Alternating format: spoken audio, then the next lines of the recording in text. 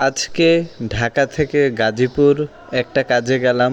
বিশেষ করে একজন অসুস্থ ছিল হসপিটালে, তো তাকে দেখতে গেলাম। যার পথে এক প্রকার ভ্রমণ করেছি বলা যায়। তো যতটুকু সম্ভব সেটা ক্যামেরার মধ্য করে ফেরত নিয়ে আসার চেষ্টা করেছি, যেন আপনাদেরকে অনলাইনে দেখাতে পারি। আমার সাধ্যমতো সম্ভাবনার সবটুকুই এখানে প্রয়োগ করেছি। তো যাই হোক, একটা সময় ঘুরতে ঘুরতে ভালোই লাগছিল এবং বিভিন্ন প্রাকৃতিক দৃশ্যগুলো দেখতে দেখতে মনটা খুবই আনন্দে উৎফুল্ল হয়ে যাচ্ছিল। তো কিছু কিছু জায়গায় বৃষ্টি আগের দিন হলেও পরের দিন পর্যন্ত পানি জমে থাকে। তো সেই অনুযায়ী দেখলাম যে কিছু কিছু জায়গায় ড্রেনগুলো বন্ধ হয়ে রয়েছে।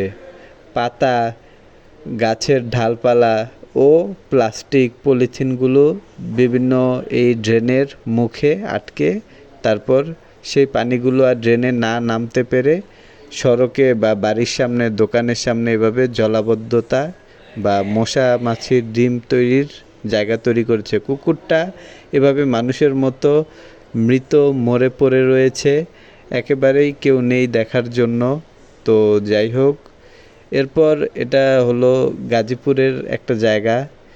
তো সেখানে দেখলাম যে আমরা ঢাকা শহরে যারা থাকি তারা মনে করি খুব কষ্টে আছি। না ভাই, সারা বাংলাদেশের মানুষই খুব দুর্ভোগের মধ্যে আছে। আমরা একা একা যেন হতাশা প্রকাশ না করি। সবাই আমাদের দুঃখে কষ্টে মিলেমিশে একাকার হয়ে আছে। তো যাই হোক, অনেক সময় আইনের লোকরা খুব বেশি কষ্টে থাকে। যেই পাশ দিয়ে রাস্তার চলাচল করার কথা, অন্য পাশ দিয়ে তাদের চলাচল করতে হয়।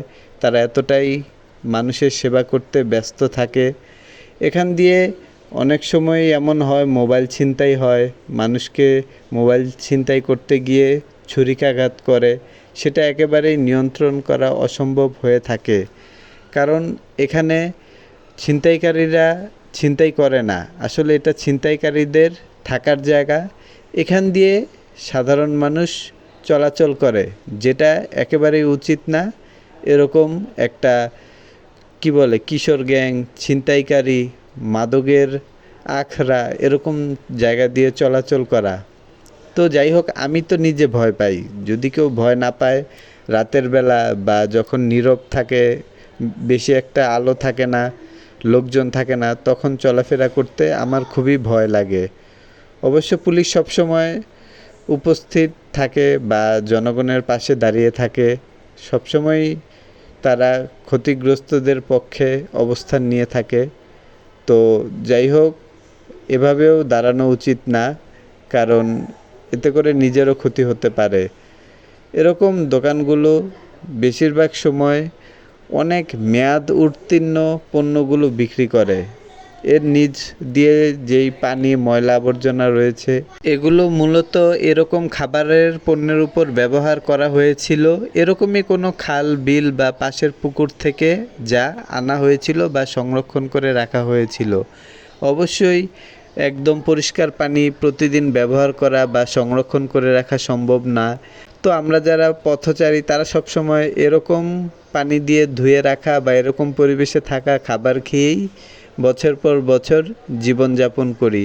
পুলিশ নজর রাখছে, সব বিষয়ে নজর রাখছে। এই যে এখানে বাঁশ দিয়ে এরকম ফুটপাত দখল করে দোকান বসিয়ে চাঁদা তুলছে, এরকমই ফুটপাত দখল করা, রাস্তা দখল করা একটা দোকানে বাস আসার সময় হালকা লেগে গেছে। সেজন্য তারা আবার সামনে থাকা ফুটপাত দখল করা, রাস্তা দখল করা দোকানদার ভাই ব্রাদারকে জানিয়ে সেই বাস আটকিয়ে সেই বাসের চালক ও হেলপারকে মারধর করছে। রাজনৈতিক নেতাদের চাঁদা দিয়ে অবৈধভাবে ভ্যানগাড়িতে দোকান বসানো দোকানদাররা।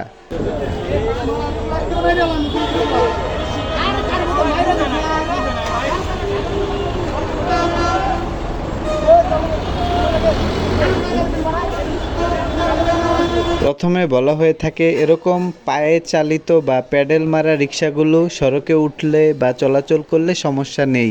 তারপর সেই অবৈধ অটোরিকশা সড়কে ওঠে এবং দুর্ঘটনা ঘটিয়ে মানুষকে আহত, নিহত, নিজেও ক্ষতি হয়।